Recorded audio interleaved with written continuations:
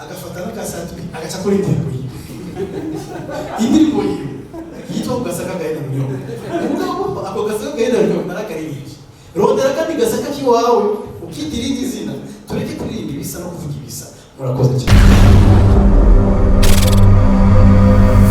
Uyu munsi wadukoranije utubwira application nshasha novuga yuko si application website nshasha Isoko Music dushaka gutsuye gatoyi ku bantu batabaje ngahanye ico igamije.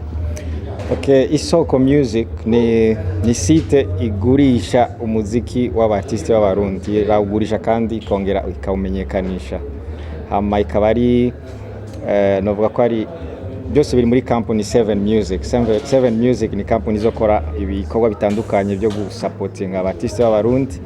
Ubu turi ngaha kumenyekanisha Isoko Music izokora igikorwa cyo kudandaza no kumenyekanisha umuziki w'abarundi n'abartiste b'abarundi. Zari izindi ngaha mu Burundi isani zizwe sinda kuzisura ngo ndazivuga amazina tushaka gusa akarusho muzane ku artiste zikaje gasumba izo zindi zisanzwe zihari zino website zizinazo umuziki.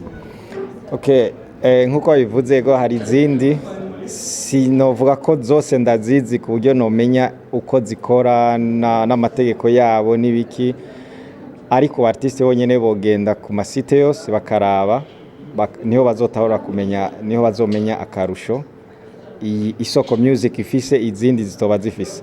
Ariko harimwe nabonye ngerageje gukompara iyo ni turiko turavuga Isoko Music nuko twebwe Isoko Music artiste abona amafaranga uko yinjira abamugura indirimbo, hariho na mwaye yo gupromoting ibikorwa vyiwe akazi kiwe akora. Imwaye ni nyinshi cyane kuri Isoko Music kuruta iyo indi site nabonye maze kubona.